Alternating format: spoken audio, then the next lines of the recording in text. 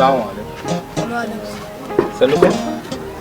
Dole yaron nan shiga gidan nan dole ka kira min Maryam.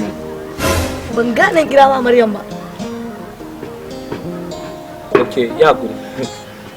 Na dauka ashe kai kaninta ne. Ayya dole tana ciki ne. Ina sha wanka. Ina jiran ta fito ka ce in kira maka ita. Mai kake nufi kana so ka ce min kai ma wajen Maryam ka zo? To ban kai ba. Kai kakkare na min da wayo. Kai wani dusa ne akan ka ko kuma me kai ka kalli Maryam ko ka kalli ta yi kama da zubin ka ne? Kai bane koya.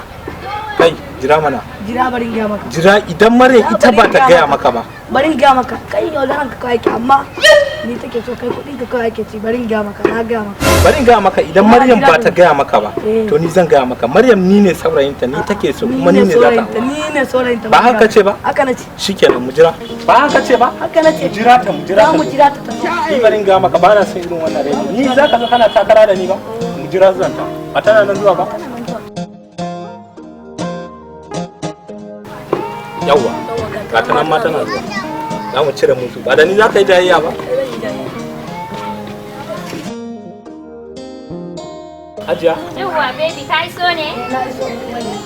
Ga wannan da ke so yana min da tun da. To Allah ka manta da shi wai. Hajiya me haka? Kuma tafi. Hajiya. Hajiya.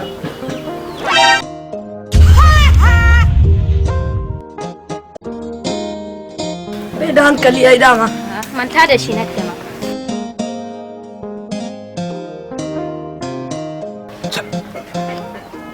A duba dan yaro dan karami ya za ka sani wajen yarinya. Wannan inda akwai mutanen hin kunya.